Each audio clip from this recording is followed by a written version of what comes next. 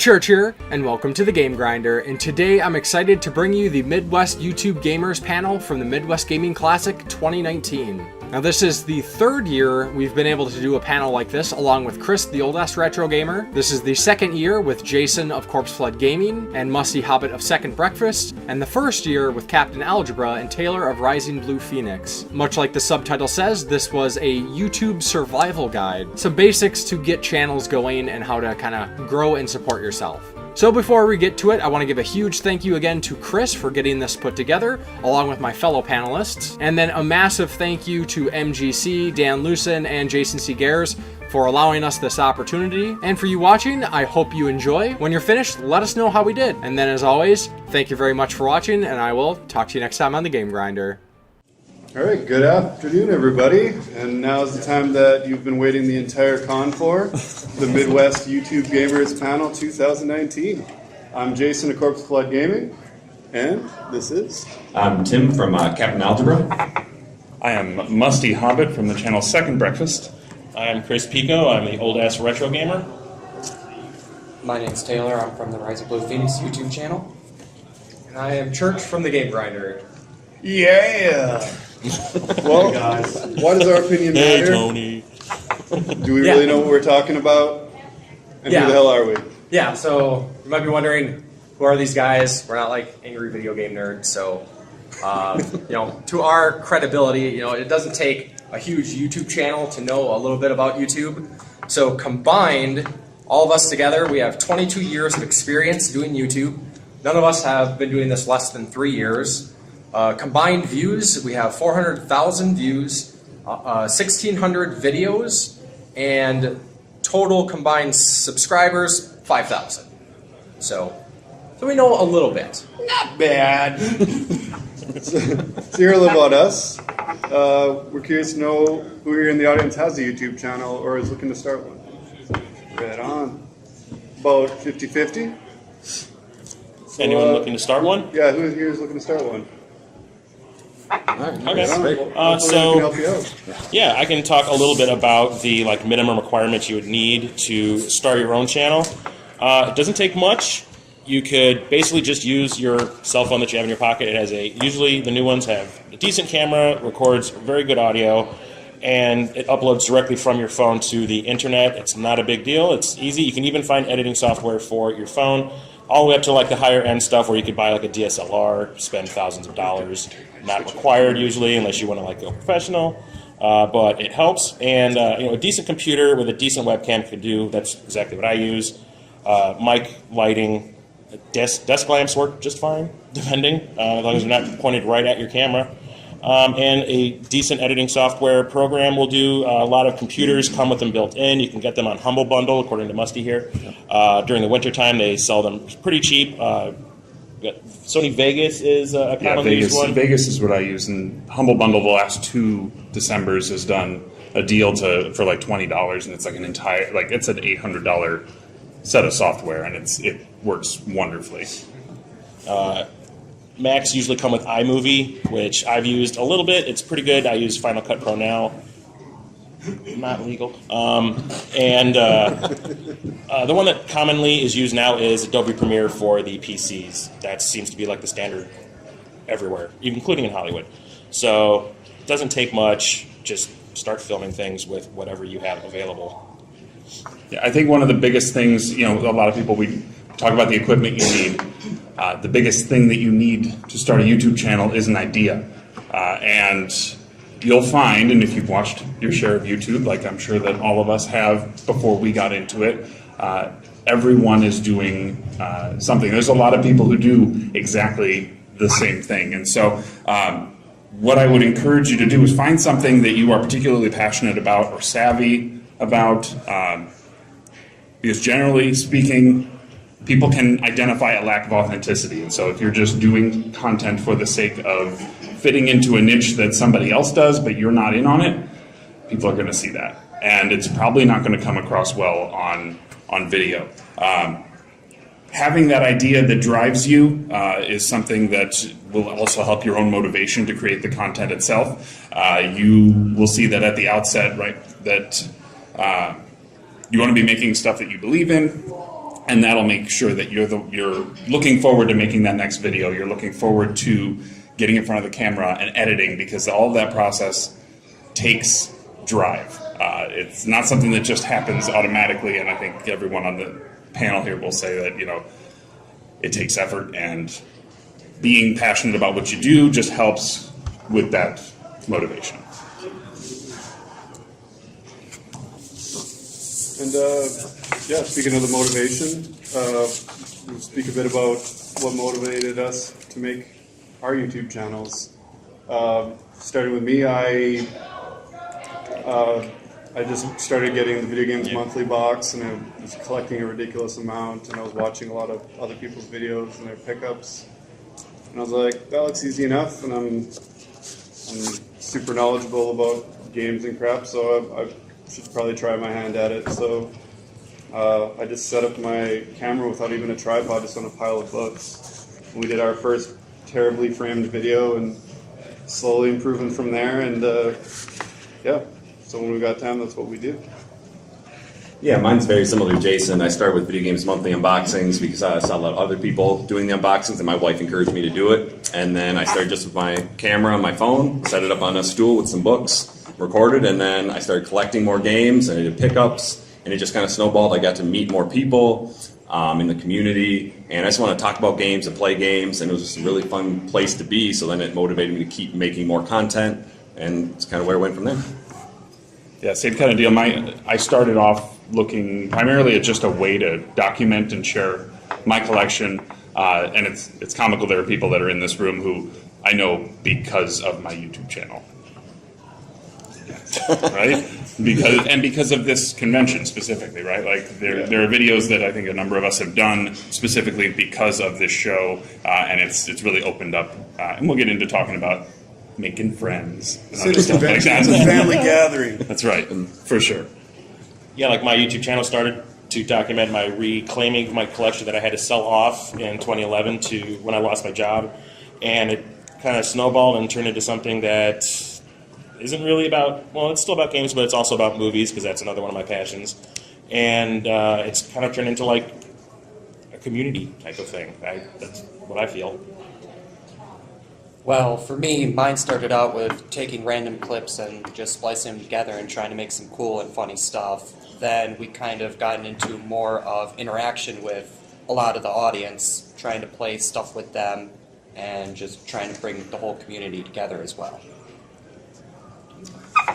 So for me, kind of like a lot of people, we just kind of get inspired. I've been watching YouTube for many years at that point, seeing a lot of guys just talk about games, and I just wanted to talk about games. Sure, I have friends in real life that also play video games, but they didn't play the same games that I played, and I wanted to talk about the games I was playing.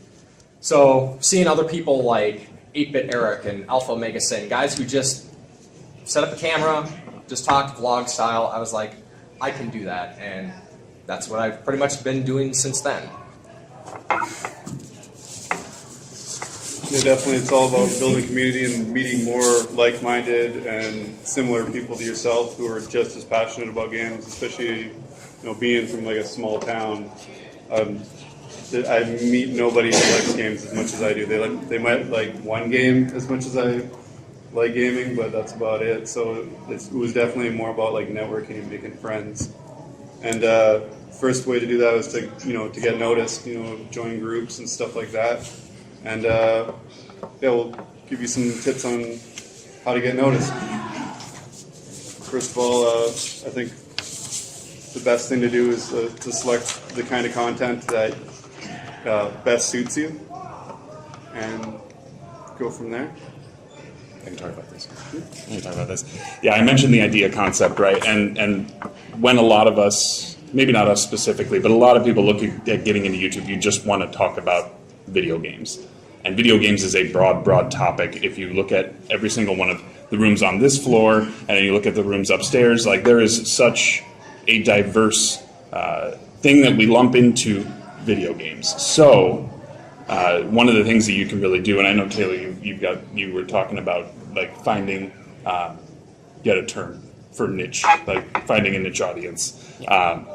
So you got to kind of figure out what that audience is. What do you care about? Do you care about JRPGs? Are you into platformers or shmups? Or could you do your YouTube channel about any one genre instead of trying to cater to everything? And so that can be one way of really finding a target audience before trying to get the masses, because the masses are going to ignore a lot of channels that are just trying to blanket everything all at once. But some of that also leads to another major component of getting noticed is actually how you brand your video, how you put the description, and those sorts of things. So I think you have some suggestions on Taylor here has some suggestions on kind of refining that to make it something that is more noticeable. So one of the first things that most people are going to be looking for is definitely how your thumbnail looks. That is going to be the first thing that they see and they're going to want to click on, and that is going to be your best bet on getting people to click. And most people have an attention span, I would say, of about 5 to 8 seconds in the beginning of the video. If it doesn't keep their attention, most people are just going to click on a different video that they see in the recommended bar. So try to make your first 5 to 8 seconds as attention grabbing as you can. If you guys are going to be doing an intro, don't make it super long would be definitely my suggestion to you guys. Try to keep it below 5 seconds or put a funny clip in beginning and then your intro and then go from there. The description as well, the how YouTube kind of does their metadata, they take from your descriptions, your little tags that you can put in there, and your titles, and they blend it all together. So if you say, this is the most awesome game out there, and there's nothing really to help support that, YouTube is just not going to be very thrilled with it, and it's going to be harder for that video to get traction. Like if you do like Super Mario Bros. World 1, Level 1, and your tags also have that as well, and you got that as your title and you got that in your description, it's most likely to get into people's recommended or their search as well. Does anybody else have any kind of things with that as well? Anything that they noticed? I don't know that I did. Do you want to talk about some of the other resources that can help kind of surface like what the best people are doing out there? I know a lot of people are using TubeBuddy. It is a free program, but they also got other things where you can do like $2 a month, $5 a month, $10 a month, and it is really useful because you could do keyword research where you could see, like if you put in, like I said before, Mario Bros or whatever, you could see how many other people are doing it, where your video is going to rank all together. So when you type it in, you'll see like, oh, you're 5th, and it'll tell you that you're 5th and let you kind of know. And it gives you other ideas and other tags that may be useful as well, along with the fact that they do also have, what am I thinking of? Pretty much, they got a thumbnail. They rank your thumbnails as well, and they compare them to other bigger YouTubers, and they give you kind of a general idea on how many clicks it could get just from how catchy your thumbnail is. There is Morning Fame. I do not have a lot of experience with it, but it's very close to TubeBuddy, and they do have like milestone achievements and stuff as well. It is a free program, so I would say definitely if you guys are starting, try the free programs out. If you guys like it, then I would say maybe go for like the $2 and then maybe go up from there. So. Right. Another thing you do is just create recurring content. If you just kind of throw random videos up there all the time, it's going to be hard to keep an audience, and you're going to be grabbing people from all over. You're not going to grow really well. So like me, like the first day of the month, I've got my pickups for the previous month. A couple days later, week later, I'm going to get my Video Games Monthly box. That's coming out. And then I stream twice a week, Tuesdays and Fridays. So my audience knows they're going to get that from me every single month, as well as some other random videos that I might put together. If I get mail from somebody, I'm going to do a video for them to shout them out and stuff. And then also tentpole content for stuff like related to the time of the year. Halloween's a great time because there's so many good horror-themed games or Halloween-themed games that you can do a lot of stuff with. And it doesn't even have to be just like a Let's Play or stream. You can do a top 3 horror game, something like that. I'm a big Star Wars fan, so last year I did, for May 4th, I did my top 3 Star Wars games. I'm going to do, again, something Star Wars related this year. Chris here, he's been doing the top 3 Tuesdays recently, and that's really cool. He asked for people to... What was that? He even asked, you can make a response video, but you don't have to do that every single week. Life gets in the way sometimes, but it's something to, help build that community too. And then they're fun videos to make, they're easy, and it helps get you noticed. And one thing I can't stress enough is you want to create unique work that is unique to you.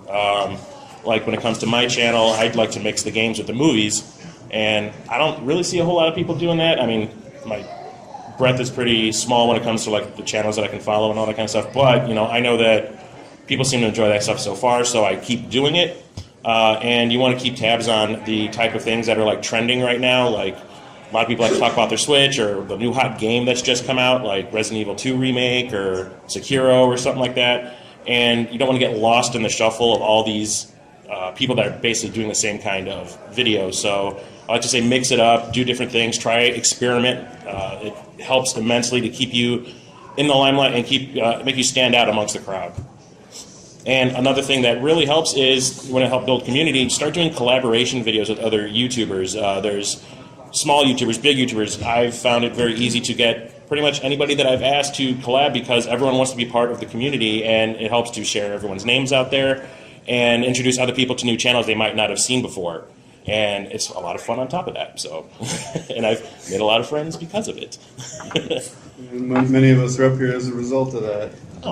Definitely putting your own unique stamp on stuff is a good way to definitely just stand out from the crowd. One thing with collab videos too is a lot of you, sometimes things will just fall into your laps as a smaller YouTuber.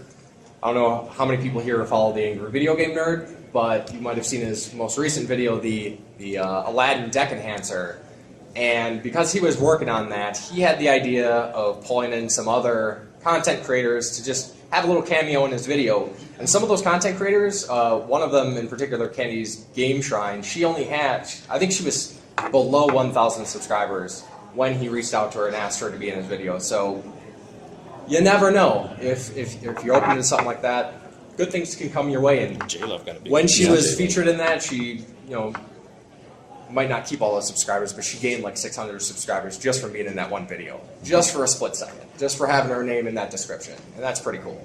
Yeah, just awesome by association, for the most part, really. And then there's plenty of other ways to build the community besides like we mentioned earlier, doing like response videos. That's the thing I like to do. Do like a discussion topic, and then encourage at the end of the video other people to do their own version, a response or something like that.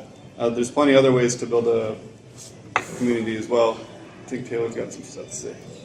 One of the best ways to do that is, in my opinion, have like a question of the day, like what is your favorite Super Nintendo game, or something in the line of that, and try to have a nice civil conversation along with the fact. And your favorite comment, you're going to want to pin them, because a lot of people are going to be, I want to be on the very top of the comment section. Everyone says first. Those aren't going to get pinned. I'm sorry. Also, Milestone Celebrations. That is one of the best things you can do. Like 500 subscribers, do a special Q&A, or you see all those Draw My Lives, or they do something special like top 10 somethings. Well, I just did one when I had my 5-year anniversary. I had a big live stream event, which was nice. And I was going to say, trying to get ideas is very hard. Don't do anything like I did, like doing a 36-hour stream or doing something ridiculous in the line of that, because you will regret it later. Just saying. Discord is definitely another good place to be looking. It's got a lot of stuff you could do, like you can have special bots where people can play games, people can earn tokens. If you do streams, you can transfer those tokens from a stream or from a video, and you can bring them over to Discord or vice versa, so people can keep playing games in the line of that. And you could tell people, like, I'm going live, I posted a video. It's a good place to talk with a lot of other people as well, and definitely try to be making more friends.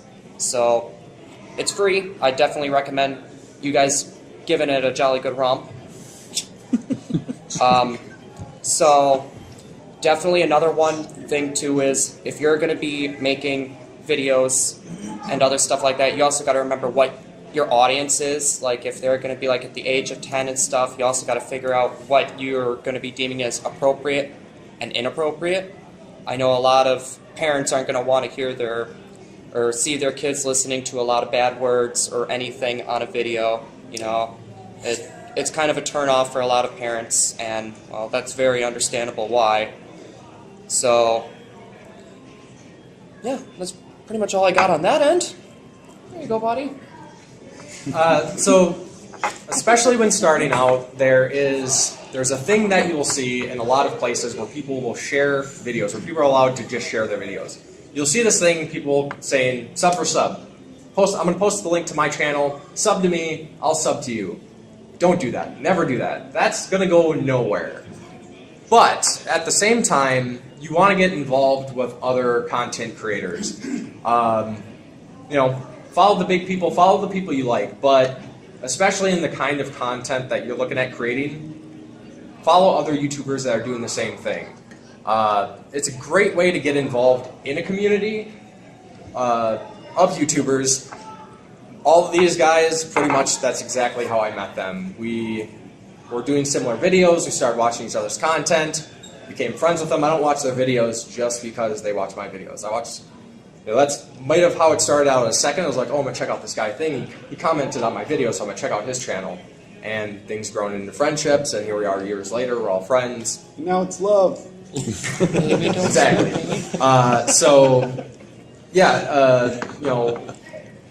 Support the community if you want to be supported yourself. You can't expect people to watch your videos, comment on your videos, like your videos if you aren't willing to do the same thing, because that's basically the whole atmosphere of YouTube. And as a content creator, those things are pretty important to everybody. So definitely follow other YouTubers, get involved with smaller creators, and you can find various ways to prop each other up and grow as you go down the road. Another good way to prop up your content is to find communities out there that actually do elevate content creators and content in general. One best example that I can come up with is on my shirt, the Cartridge Club. We, we were here last year and we actually did a panel and talked about building a community. But one of the big things that community does is that it wasn't a community built around content. It was a community that was community first, and then the content kind of built up from within. And so we allow individuals to submit community submissions that then get posted to the website, and then it's a good way to elevate that, and as a club, show some love to people who are really trying and really pushing to make it and survive in this kind of an environment. And we do that whether it is, we'll get into our next topic, right? Whether it is something that's scripted or whether you're doing something live. And Joshua, I think. Yeah, so when you're making a video, your first decision, I guess, is what kind of video are you going to do? Are you going to just sit down and throw on the camera and just kind of wing it as you go, or are you going to do scripted content, which in the realm of video games can be anything from reviews to, basically you could script everything, but you got to be careful with scripting. You don't want to be attached to your outline. When I first started doing game reviews, which was the big motivating factor for my YouTube channel when I started, and for the first good while you could tell that I was looking at a script and I was just reading from it. And it kind of worked, but eventually I learned to better outline things. Don't rely on that script word from word, but scripted content can be kind of what you want to make of it, I guess. Like I said, for me, I just did reviews mostly. Pickup videos, things like that, I just do off the cuff. And I think that's a lot of what Chris does. Yeah, because when I try to script things, am I reading off a script? I sound like a robot no matter how hard I try. So I decided at one point that I wasn't going to do that anymore, and I was just going to just talk to the camera and let the editing fix all my gaffes. So it's worked out really, really well. I think it's more personable when you do it like that, but it also depends on the person who's doing it. If you feel less comfortable just talking to the camera and you actually want all your thoughts laid out in advance, yes, scripting is good. But when, like me, I'm terrible at reading things aloud like this. I find it's easier for me to just sit in front of a camera and just talk, and if I screw anything up, I just cut it out later. And it's worked out for me pretty well. Yeah, so that's more like making your videos, but there's also streaming. So I got into streaming about a year ago. At first it was kind of random. I just wanted to dip my toe into it, see what I liked, but then realized what really helps with streaming, if you want to build that audience, is pick days. So people know when you're going to be streaming. So for me, it's Tuesdays and Fridays. Tuesdays at 8, Fridays at 9. So my audience knows every week at that point I'm going to be on. Unless, obviously something comes up in real life that prevents that. They know I'm going to be there. But then go along with that, I have themes for my days, so they even know what I'm going to be streaming. Tuesdays are either I do requests from the audience, but I also sometimes will just do a Captain Algebra plays where I play a game I want to play, because you realize if you take requests all the time, sometimes they're going to make you play a really bad game, like Wind Waker, and no one wants to play that a lot. Okay? Sorry, Taylor. So then you start a stream where you make Toon Link drown at the beginning, and it's the best thing ever. But yeah, so sometimes you get burnt out playing those requests. If they're not very fun games, or they're not the type of game you want to play. Like, I'm not a big RPG fan, but if someone wants me to play an RPG, I'm going to try it. So it's tough for me to stick with it. And then Fridays I do what I call the Genesis A to Z. So I'm just going through my Genesis library in alphabetical order, and I play it at least for an hour. And then if I'm liking it, I'll keep going. If I don't like it, I'll turn it off and play something else. And then once a month, my buddy Megadan29 and we are the Mega Powers, which is why I kind of look like Macho Man in this picture a little bit. And so he's like Hulk Hogan, and we got these Mega Power shirts. I mean, it's just something fun we do once a month. People know about it, and we get a really good turnout, and we just have a good time. YouTube, of course, has its streaming, and I won't go too into detail on Twitch, although it is obviously the other competing streaming service. And I just wanted to, I've been doing a lot of research on this myself because I was trying to make a decision on where I wanted to do my streaming. And so I wanted to just break out a few things to consider if you are trying to decide between YouTube and Twitch. And one of the things that I would just mention there is a service out there called Restream, which actually broadcasts you to both sites at the same time. I actually kind of discourage you from doing that. I feel like it actually kind of dilutes the content, and it makes you have to then manage two different chats simultaneously. You could have a conversation going on in one section that doesn't have anything to do with the other one, and you should know that down the road, if you do go further with Twitch and if you do become affiliate, Twitch actually requires exclusivity for 24 hours at least. It's 24 hours. Is it 24 hours? Yeah. This is all newer information for me, so it could be. It very well could be. But yeah, they generally frown upon you putting stuff on both sites at the same time. So if that is something you are interested in, just know that may be something further down the road. We're not going to talk too much more about Twitch, though. If anyone wants to talk about Twitch afterwards, I'll be out in the hallway and we can chat about that. But we should probably get into talking about our next section, right? We've hit on a couple different ways to get noticed. There's always a great way to make friends, not necessarily on the YouTube platform, but there are other means to do it. And Taylor, you're going to kind of lead us off with our talk about social networking. So, for those of you guys that don't know, social media is the best way to get a reach out to people. A lot of people use Twitter and Instagram. Those are definitely the best ones, but you can use Tumblr for whoever uses Tumblr anymore. So raise your hand if you guys got a Twitter or an Instagram, which I was expecting everybody, which is pretty darn close. But definitely tags are going to be your best bet for both of them, like hashtag Wind Waker's awesome. Hashtag Twilight Princess sucks. Stuff like that to reach the people that you want to reach. And That's definitely going to be one of the most important things you could do. I know with Instagram, though, there was something interesting I found out about a week ago. If you do a lot of hashtags and you do a post every day and you do hashtag gaming on every one, there is a chance you can get shadow banned. So you'd want to switch up your hashtags. Otherwise, people in that hashtag will not be seeing any of your posts. So that is definitely one thing that you're going to want to be keeping track of, having a nice pool of hashtags that's going to fit along with your niche for videos, or if you're talking about something like interesting, like you want to talk about pugs. You know, you can get away with doing a few of those, but don't have too many hashtags about pugs.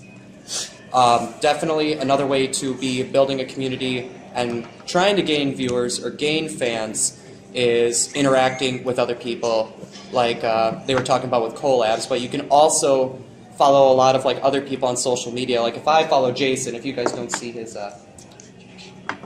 I'm bad with names, but if you see his Shantae shirt, he likes Shantae. So if I start talking with him about Shantae on Twitter or on Instagram, and a lot of people are going to be seeing it, and they're going to want to jump in as well, that is a good way to help build your community and a good way to possibly be helping his community as well. So definitely trying to be interactive within the social medias, getting yourself out there. Don't just post your videos or anything like that. That is, yeah. If you start spamming them, a lot of people are going to come. You know, they may try to do something in the line of like disliking or just ignoring you or blocking you on one of those sites. It's going to be one of the best bets. Facebook groups too. Facebook groups are definitely amazing. My recommendation is don't post any of your content until about the month mark. Be a part of the community, you know, talk with them. Don't just be all about your content. If it comes up, then I would say definitely say, you know, yeah, you know, you got a question about Aladdin or something. You know, I made a video about Aladdin. You know, here, if you want to take a look, go ahead. And a lot of people are going to be looking at that, and it shows you're not being selfish and you do want to help out the community, which is what a lot of people would like to look for. All right, and especially when it comes to if you want to try to make money on YouTube, YouTubers flat out don't make a lot of money. There's AdSense. If you're a streamer, you can get donations and stuff like that, but a lot of people think, you know, oh, I got 1,000 views on a video, how much is that going to make me? Well, about 18 cents. That'll make you about 18 cents. I don't think any of us have had a video where it made us 18 cents. Anybody? Anybody make 18 cents off a video? Or anything more than that? You think my channel's monetized? Is it monetized? No. No, it's not. Well, I guess I'm For just love of the greedy. game. Yes. I guess I'm just greedy. I want all that AdSense. Right, well, that's about it for me. We're going to be talking more about Facebook. As far, you, little as, far buddy? as making the money off YouTube, before they upped what you needed to have as a subscriber count and watched hours, Oh, that's I think I right. had made a total of like $18 for my videos. But then they're always switching around to like, how can they pay you less, basically? Yep. What more hoops do you have to jump through to, you know, to be eligible and stuff like that? So I'm no longer eligible, but yeah, I think the caps to pay out is like $100 before they'll even pay you anything. So that's I just got $18 in limbo until I grow my channel enough. So I know a lot of people say Facebook is dying. I don't tend to think that at all. I actually enjoy Facebook quite a bit, and it's kind of where I get to chat with a lot of these people on a daily basis. It's a good place to start your community because, like, you start a Facebook page based on your channel and just start posting all your stuff there. But then there's also the risk that Tyler told me that sometimes if you start linking your videos directly onto Facebook, you will not get the views reflected on your videos on YouTube at all. So there's like a risk there that you might not be getting the views you want. So I would recommend that maybe post your video link directly onto your Facebook page and not do what I do a lot and spam every single group I'm in because you're going to get noticed as a spammer, and yeah, that's kind of something I need to I got 20 rid myself of notifications. doing. Christmas Avenue videos. Yeah, but sometimes it's also a necessary evil. People just want to get their content seen, so it's also a good way to do that, even though you might get a negative connotation from that. So, yeah. So just a little bit more on Instagram. I'm not an Instagram expert by any means, but I've been really trying to apply myself a little bit more to Instagram. It's one of the biggest social media networks there is, and I have noticed some trends. We were talking a little bit about hashtags, but Instagram hashtags are super, super important. There are so many people who just follow a hashtag. For example, let's just take Shantae for example. If I talk about Shantae or do a post, then you want to do things like, Shantae, name all the Shantae games. Shantae Game Boy Color. Maybe I'll hashtag Game Boy Color, Nintendo. Everything you could possibly do. Like, a good friend once told me that if I'm not doing 20 hashtags per post, I'm not doing it right.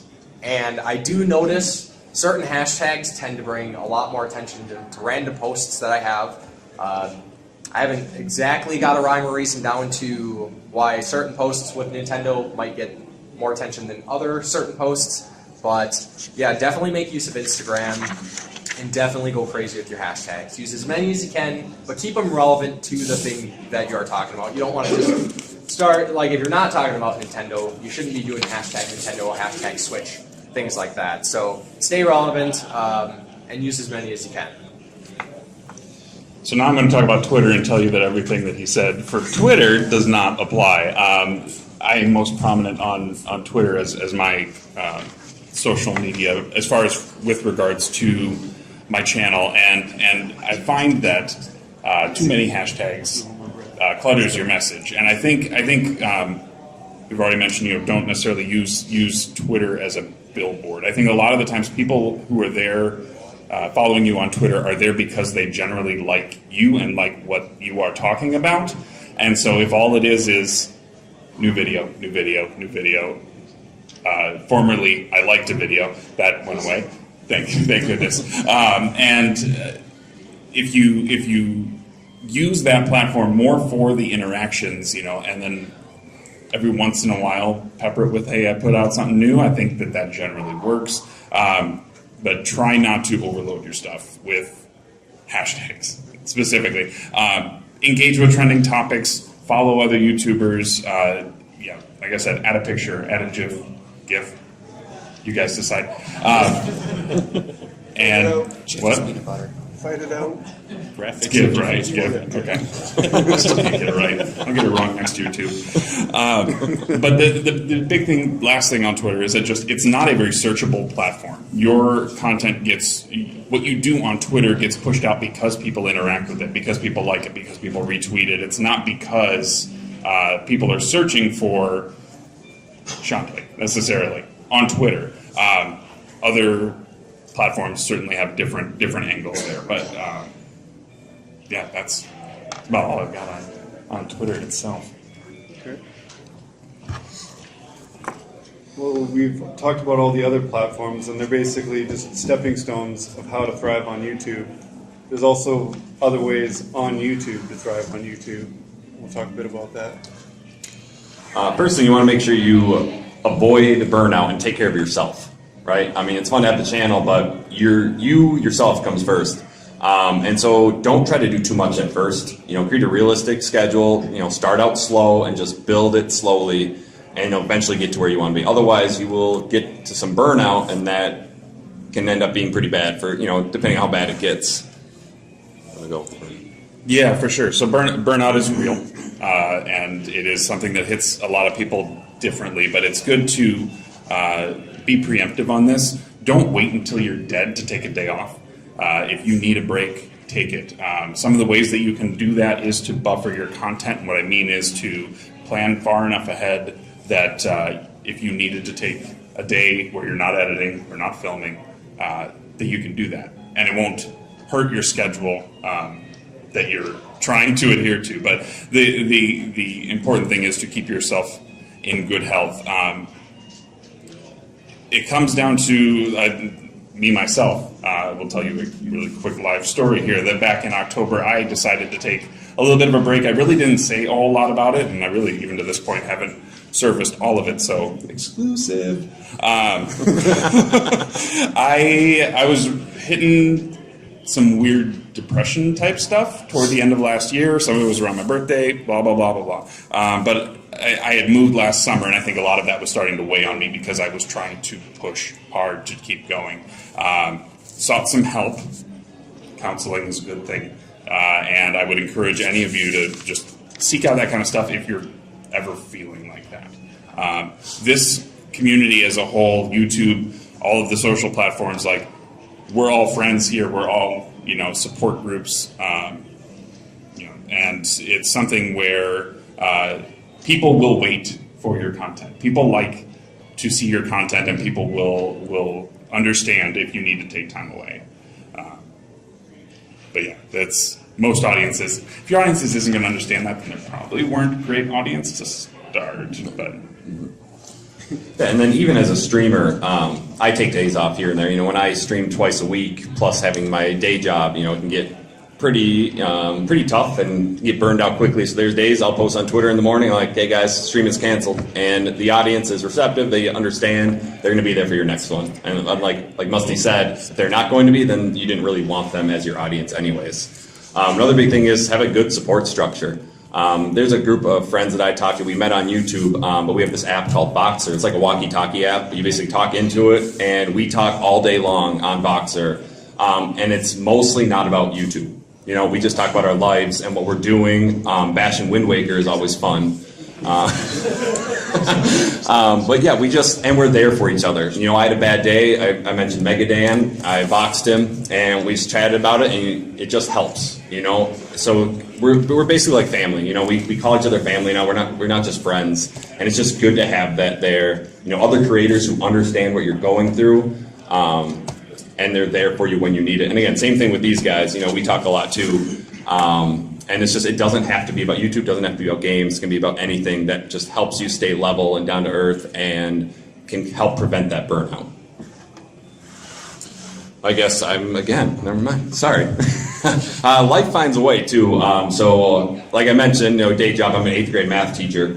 And so with all the planning that goes into that, but I also have a 17-month-old and a 3-month-old daughter at home. And so basically, I get up at 5:30 in the morning, I teach all day, I take care of my kids at night, and then it's, thank you.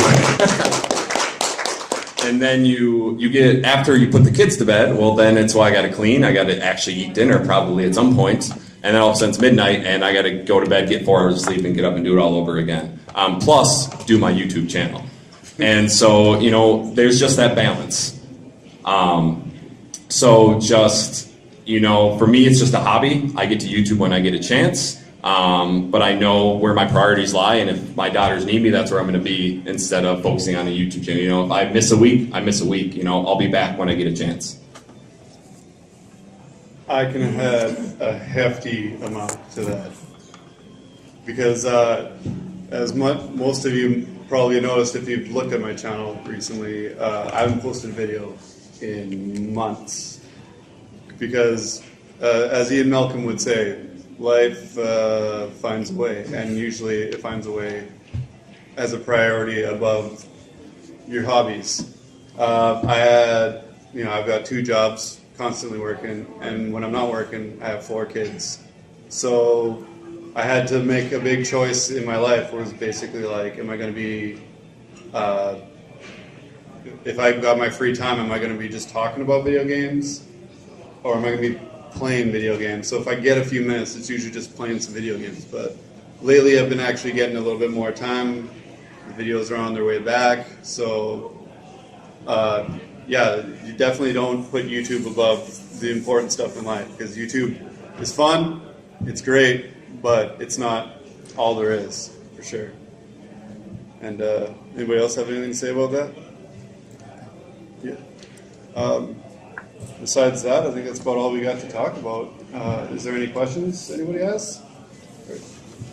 Do you guys say what your channel names are? Yep. I'm Jason from Corpse Flood Gaming. I'm Tim from Captain Algebra. I guess. Yeah, so again, a little bit I do. You got the Video Games Monthly unboxings. I've got the monthly pickups. I participate in the Top 3 Tuesdays with Chris. And then about once a month, every 2 months, my buddy Tony right here, Back in the Day Gamer, shout out. Woo! Great channel, check them out. We do the Not So Weekly Retro Challenge, where we pick a retro game, we create a challenge for it. The last one was Balloon Fight, who can get the furthest phase. We did a Super C, no death run, only the pea shooter, so no upgrades. And just anyone can participate, it's just fun. Yeah, Ryan likes Super C. So it's just a good time. So I go by Musty Hobbit. The channel is Second Breakfast, or you can call me Joe if you want. But I generally talk about my collection. Lately, I've been trying to look at doing reviews of Xbox games. I put one out there sort of as it wasn't an April Fool's joke. At least nobody took it as a joke, so that's good. It was the best title ever. Well, yeah. So that series is called Xboxer Briefs, and because they're short reviews. Yeah, and so that's sort of a new thing that I'm looking at. I have a couple in the pipeline, so maybe check those out. But I'm also recently starting to Twitch stream more, so that's a new angle that I'm looking at on top of Second Breakfast. My channel is actually my name, Christopher Pico. I left some cards out there for them. That's interesting. But the show is called The Old Ass Retro Gamer. I talk about video games. I also talk about movies. I'd like to combine them as much as possible when I can. I do a lot of collaboration videos. Lately I've been doing a lot of live pickup videos and live streaming, not games, but just like chatting online and stuff like that. And yeah. My channel's name is Rising Blue Phoenix. We focus a lot on Nintendo content lately. It's been a lot of Pokemon and Smash Brothers.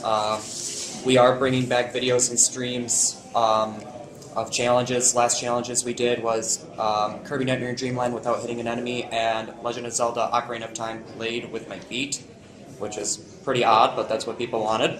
So, yeah. Josh? My channel is The Game Grinder. I do mostly pickup videos, unboxing videos, reviews here and there, and you'll also find the podcast that me and Jason co-host called The Game Tenants Podcast. So I think that is it for our panel. Thank everybody for coming. Thank you very much. And enjoy the rest of the day. We'll be out in the hallway if you want to talk to us.